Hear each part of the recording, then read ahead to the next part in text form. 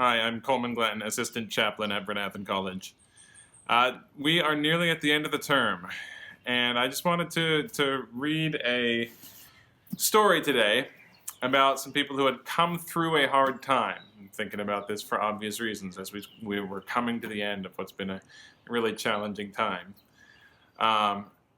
This is a story, so the people of Israel had been enslaved in Egypt for generations. So that all their parents had known, all their grandparents had known was slavery. And now they were being set free.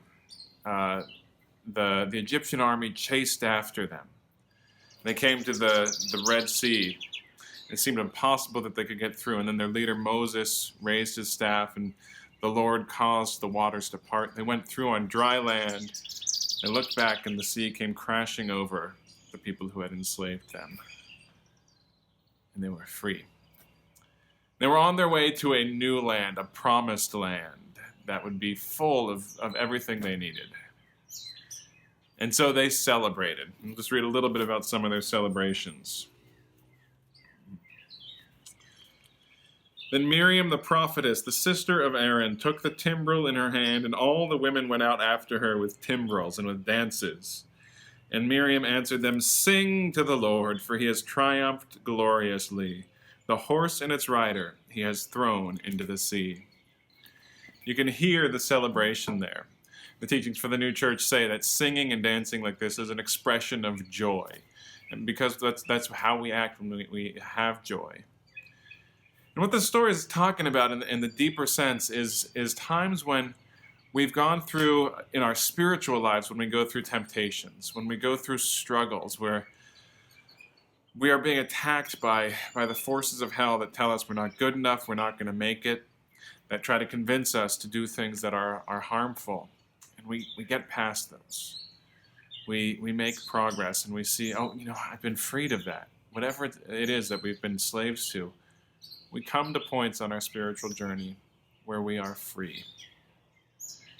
And in those times, it is important and it's worthwhile to celebrate, to praise the Lord, to just enjoy that sense of coming through something. Now here's the thing, the people of Israel still had a long way to go. They were now on their own in the wilderness, going somewhere they'd never been before. And there were going to be a lot of hard things they didn't even know about. They didn't know what was coming next.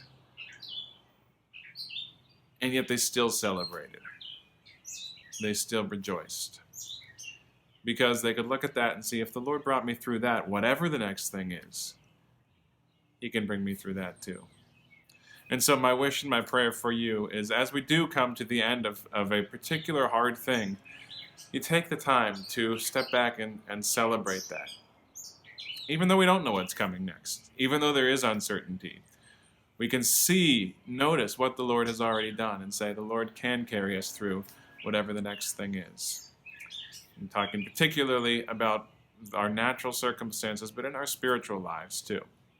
Look at those places where the Lord has given you some sense of freedom from something that used to keep you captive before. And hold on to that and rejoice in that whenever that does happen, because that can carry you through the uncertainty ahead. It can give you a reminder that the Lord can help you through.